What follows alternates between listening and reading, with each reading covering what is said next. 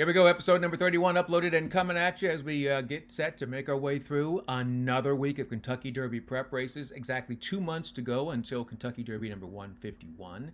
There are some really interesting things happening this week, so let's get down to it. The Grade 2 Tampa Bay Derby is coming up, the big race of the Tampa Bay Downs meeting. That'll be coming up on Saturday.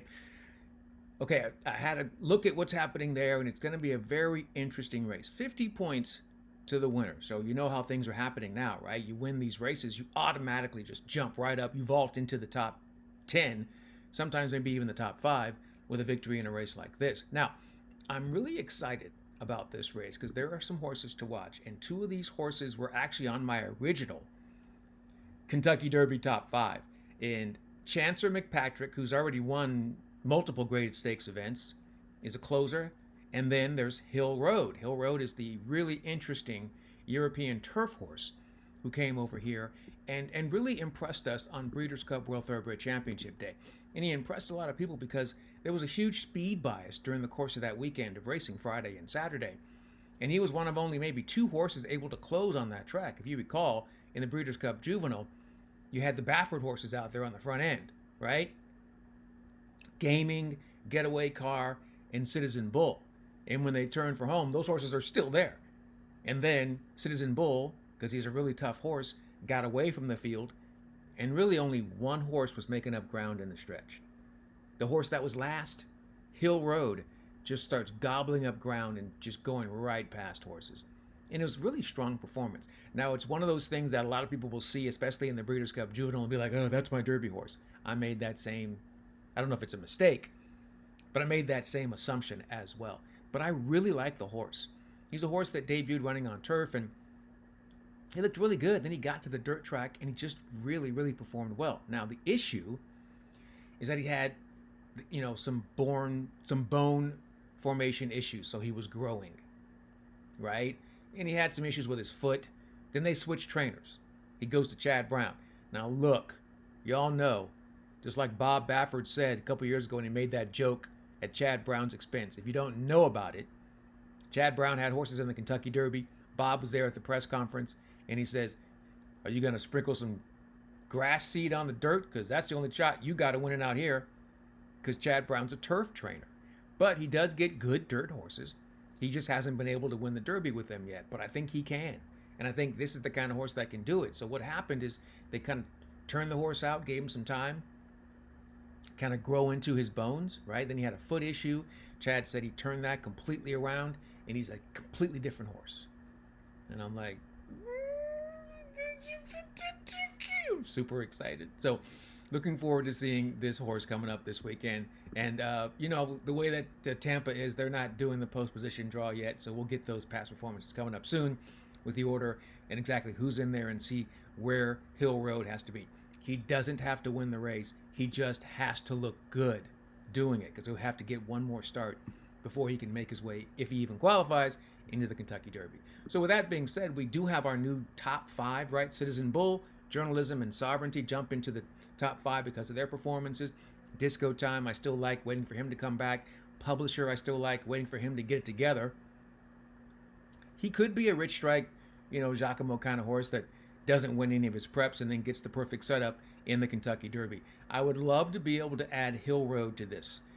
So we'll see what happens after the race is run over the course of the weekend. All right, so one of the cool things about this time of year is we're really all in on the 3-year-old Colts and Geldings and the fillies because, that's really the flashy time and the flashy horse this time of year. It gets people in. But the horses that get you to stay are the older horses. And older horses matter. Like, they really keep this thing going. And it's always great when you can have a horse of the year coming back. And so that really entices the real hardcore horse racing fans. And the bettors like that too, but there's a whole different reason for both of those. So thank goodness for connections and trainers like Kenny McPeak, bringing back the reigning horse of the year, Thorpedo Anna. Will come back, and she'll run in the Grade 2 Azeri Stakes coming up at Oaklawn Park on Saturday. And she's going to be very interesting. And here's why something like this is important for racing. So it's going to be a big day of racing at Oaklawn Park. You know that, right?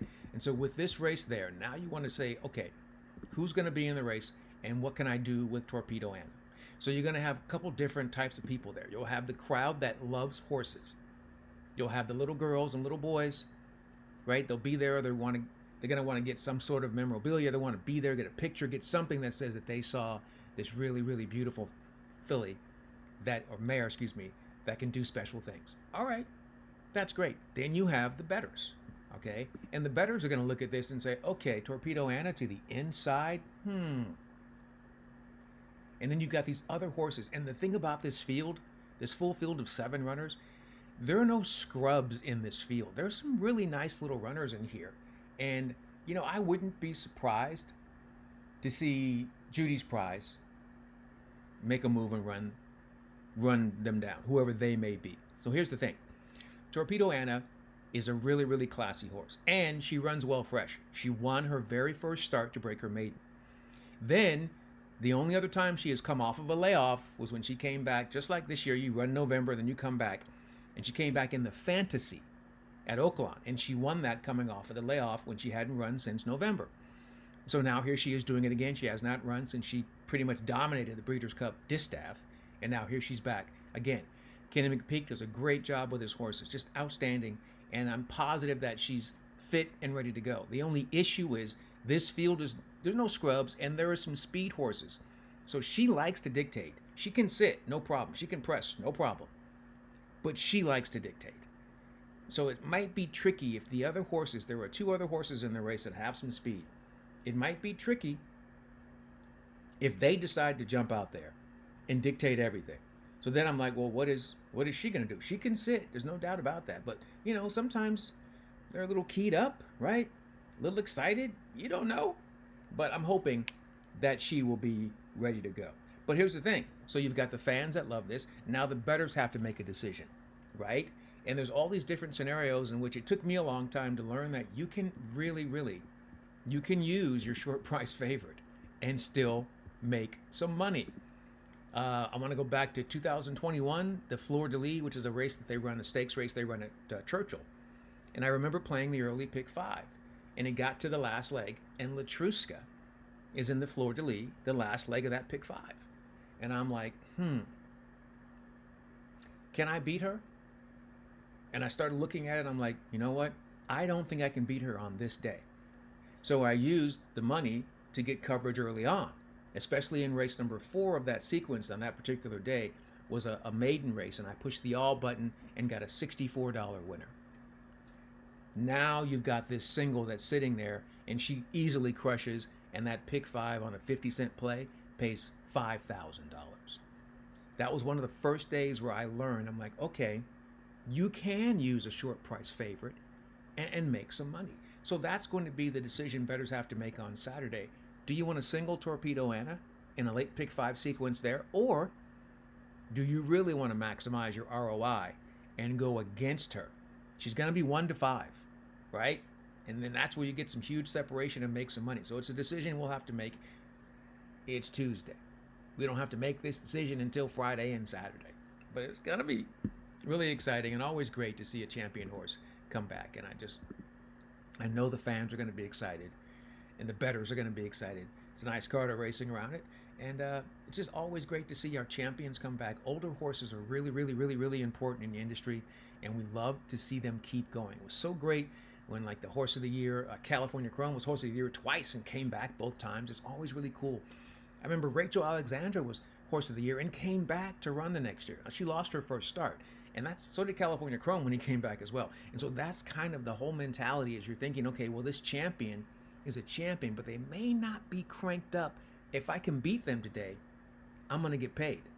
But as I also just told you, sometimes you just need to go with that champion if they're in good form, single them, and worry about coverage in the other races. All right. All of that stuff is coming your way. We'll continue tracking what's happening with our Derby runners as we have the Tampa Bay Derby coming up this weekend. Continue tracking older horses.